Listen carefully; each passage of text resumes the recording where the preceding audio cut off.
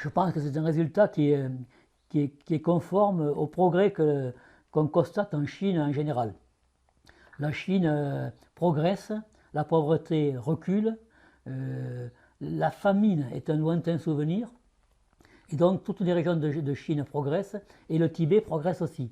Et donc c'était un pays qui était peut-être plus en retard que certaines d'autres régions. La région tibétaine était peut-être plus en retard, mais donc il y a du travail qui se fait, il y a l'aide du gouvernement chinois, il y a l'aide des Han qui viennent aussi, et donc tout ça se fait en communion avec les Tibétains et puis les autres ethnies qui peuvent venir les aider. Il y a effectivement un progrès qui se fait, et depuis 1959, il y a eu quand même des choses extraordinaires qu'il faudrait dire. Par exemple, avant la fuite du Dalai Lama, avant la libération du Tibet, il y avait un système politique qui faisait que les enfants tibétains pouvaient naître avec des dettes.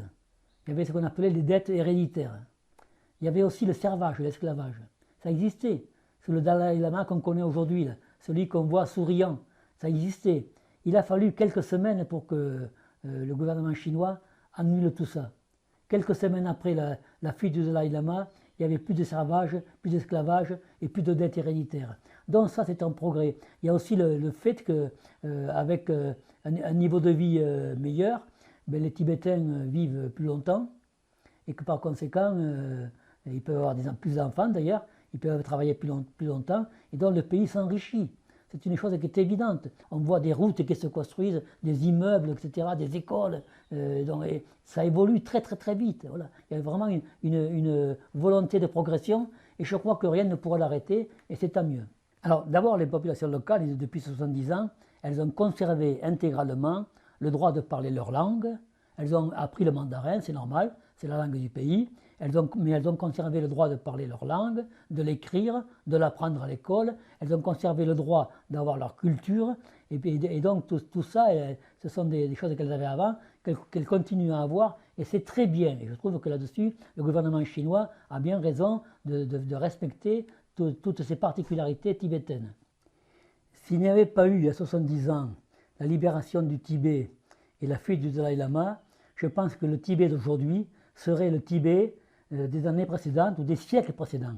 Parce que rien ne bougeait, il n'y avait aucune évolution. Pensez que quand le Dalai Lama s'est enfui, 95% des Tibétains étaient analphabètes, ils n'allaient pas à l'école. 5% des Tibétains allaient à l'école, c'était les aristocrates et les moines. Donc tout ça, tout ça évidemment a changé radicalement dès la libération du Tibet. Les écoles ont été ouvertes et les Tibétains, les enfants tibétains vont à l'école, ils apprennent la langue tibétaine, ils apprennent à écrire le tibétain, ils apprennent aussi le mandarin et puis ils apprennent aussi toutes les autres matières qu'on apprend dans tous les pays du monde. Ça a changé, c'est radical. Et à partir du moment où un pays donne à ses enfants une éducation, le pays peut évoluer très vite.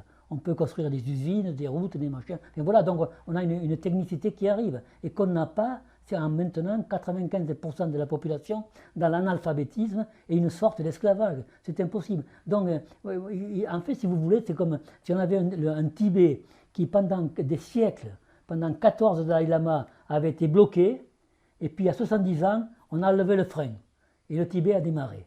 C'est comme ça que je vois les choses.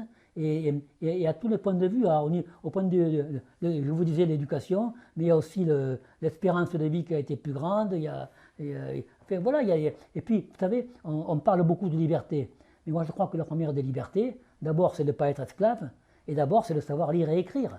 C'est d'aller à l'école. Sans quoi il n'y a pas de vraie liberté. Sans quoi on n'est pas très différent d'une bête.